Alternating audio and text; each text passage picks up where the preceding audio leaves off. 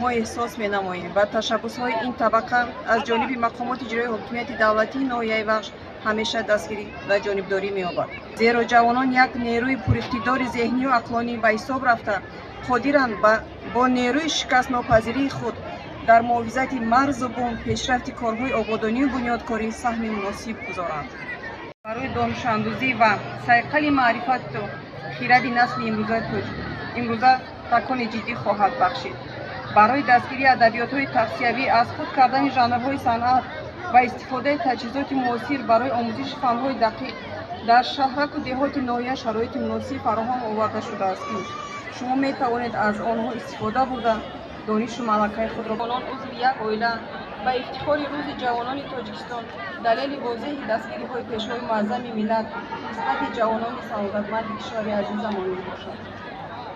در این زمینه چه خاطر رسان می‌نمایند که آینده درخشان دولت و مملکت محض به جوانان وابستگی دارد. انسان یک باره یا در فرصت کوتاه به کمال نمی‌رسد. از این رو ضرور است که فرصت سن و سال خاص ایام جوانی و نورسی را به ثمر استفاده برد.